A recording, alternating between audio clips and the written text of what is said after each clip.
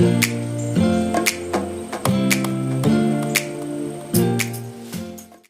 lagi di podcast Temu Rasa, kita bertemu berbagi rasa. Nah, hari ini saya bersama Kak Mila Sari. Jadi kita akan ngobrol tentang toxic relationship yang mungkin di video yang sebelumnya kita bersama Dr. Lucy. Nah, hari ini kita akan mendengar dari Kak Mila apa sih tentang toxic itu sendiri dan bagaimana kita mengenali tanda-tanda kita dalam hubungan toksik. Jadi kita melihat dari sudut pandang kaum muda gitu loh. Kemarin kan dari Bu Dokter sendiri. Nah, kita akan mendengar dari Kak Mila. Mungkin menurut Kak Mila apa sih yang Anda tahu tentang toxic relationship? Jadi menurut Anda tuh toxic relationship itu yang seperti apa gitu loh? Jadi kalau menurut saya tuh Kak, toxic relationship itu ketika seseorang tidak merasa bahagia, jadi selalu merasa kurang tentang dirinya kayak gitu, merasa tidak puas dengan dirinya sendiri kayak gitu. Terus selain itu, kurang, maksudnya artian kayak belum puas dengan pencapaian pada dirinya atau pada sebuah hubungannya gitu kan, kita ngomongin tentang tentang relationship kan. Jadi kan relationship itu banyak ya Kak. Jadi kayak hubungan teman, sahabat. Tapi kan di anak muda kayak gitu toxic itu selalu menjurus ke sebuah hubungan kayak gitu. Kalau menurut saya toxic relationship itu kayak selalu kayak merasa kurang dengan menjalin hubungan dengan seseorang seperti itu. Nah, selalu kurang ya Kak. Iya. Jadi pasti ada dong tanda apa aja pas saat kita dalam hubungan yang toksik itu tandanya seperti apa Kak? Jadi mungkin dari teman-teman yang di luar kan masih banyak yang belum tahu. Jadi soalnya cinta itu kan buta. Jadi kita dalam sebuah hubungan toksik kan kita tidak akan sadar gitu loh. Mungkin kalau tahu tandanya kan bisa dijelaskan dan mungkin bisa mengedukasi teman-teman yang di rumah juga gitu. Jadi tanda-tanda toksik itu ketika seseorang merasa dimanfaatkan seperti itu. Terus yang kedua, tidak mendapat dukungan lebih kayak gitu, kayak selalu dibanding-bandingkan. Kayak aku dulu tuh selalu dibanding-bandingkan karena dia punya kakak perempuan. Kenapa sih kamu tuh nggak kayak kakakku sendiri kayak gitu? Kok kamu tuh nggak gini, nggak gitu, kayak gitu. Sedangkan kan aku juga punya versi diriku sendiri kayak gitu Mas. Oh, jadi kayak semacam dia tidak menemukan sosok kakaknya itu di dirimu. Mungkin dia sendiri lebih dekat dengan kakaknya, jadi dia pengen kan seperti aku mencari pasangan yang seperti kakakku gitu. Jadi hal seperti itu memang wajar. Jadi banyak hubungan toksik itu timbul karena dia tidak bisa bergerak di luar zona nyamannya, jadi seperti itu. Ya, contohnya aja tuh kayak misalnya nih kakaknya nih PNS, sedangkan kan aku juga baru masuk kan. Nah, jadi kayak kok kamu tuh nggak jadi PNS kayak gitu loh. Jadi kan kayak aku juga merasa direndahkan kayak gitu loh Mas. Sering merasa direndahkan sih, sering-sering. Oh, jadi jadi lebih ke profesi ya. Jadi dia pengen hubungan toksik itu kayak gitu. Jadi bagaimana kita kayak pengen cari pasangan, misalnya pengen istri PNS atau perawat. Jadi dia menuntut itu, tapi saat tuntutannya nggak didapatkan, dia malah berbuat yang seharusnya tidak dilakukan. Selalu menekan kita gitu. Nah, dari hal itu sendiri, maksudnya itu kan ngomongin sebuah pengalaman juga ya. Nah, bagaimana Mbak Mila sendiri atau Kak Mila itu survive dari hubungan itu? Atau jadi kan bagaimana bisa bertahan dalam hubungan itu dan atau bahkan malah sudah keluar? Jadi kan saya tidak tahu. Ya. Untuk saat ini mungkin saya udah keluar dari zona itu ya Mas. Waktu itu cerita sedikit ya, waktu itu menjalin hubungan 10 tahun nih. karena ditekan-tekan seperti itu terus, jadi saya memutuskan untuk keluar dari zona itu, karena menurut saya ketika prinsip itu udah nggak bisa ditoleransi lagi, ya untuk apa untuk dilanjutkan seperti itu. Iya. Terus survive-nya setelah kan kita keluar nih Iya. dari, nah itu pasti dari hubungan toksik itu, saat kita keluar dari hubungan kan pasti tidak mungkin baik-baik saja, pasti banyak luka mungkin, atau masih ada perasaan yang tertinggal. Ya, Nah, aduh. pasti survive-nya kan mesti lama gitu, apalagi hubungan 10 tahun itu bukan hubungan yang sebentar, ibarat anak paling udah SD kan. Aduh, udah SD, Mas. Bagaimana survive-nya Kak?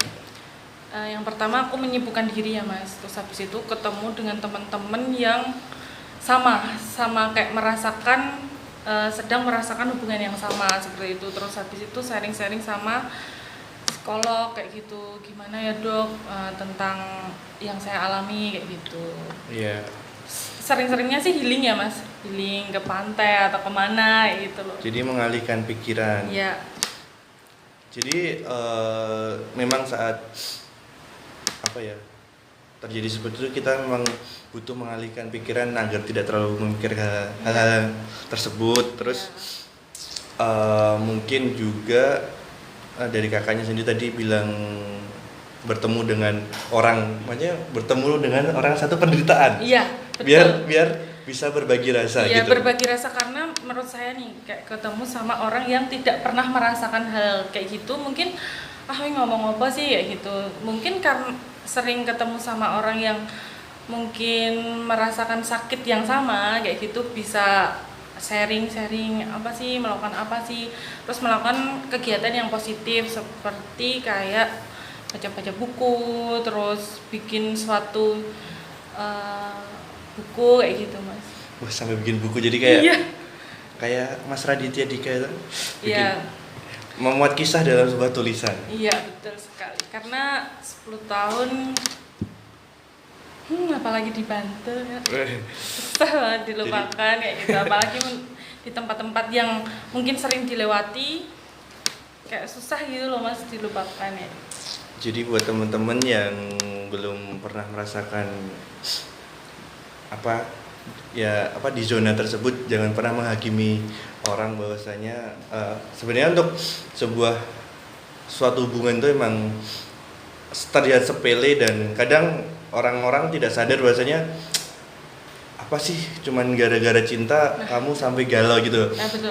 Mereka kan belum pernah merasakan itu. Pas saat mereka tahu, pasti mereka tidak akan ngomong seperti itu, karena secara psikis juga kena, secara mental pun terganggu kan. Jadi buat bergerak menjalani hari-hari pun bakal sedikit berat gitu kan. Berat banget, soalnya apalagi waktu itu ya sering sedikit cerita kayak gitu, dari berat badan 67 sampai ke 57 kayak gitu, terus turun banget. Terus habis itu kan kayak tertekan banget, ya ampun setelah ini tuh aku mau ngapain kayak gitu. Terus kayak kalau nggak sama dia tuh aku mau sama siapa kayak gitu, sampai di titik aku tuh beli sianida kayak gitu, sampai mau mengakhiri hidup kayak gitu. Terus masa sih hidupku cuma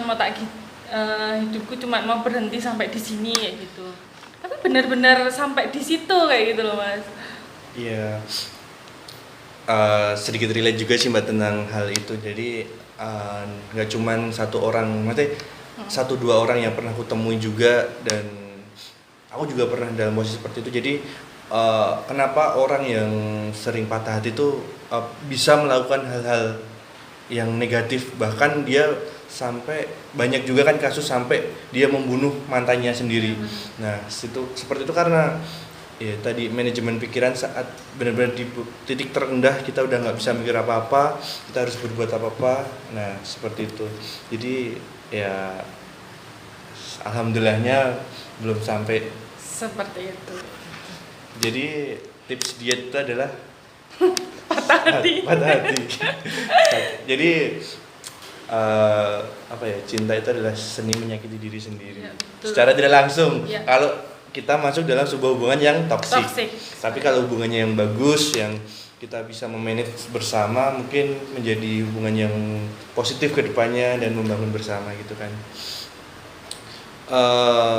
Mungkin tadi kan ngomongin juga tentang survive juga kan Mbak.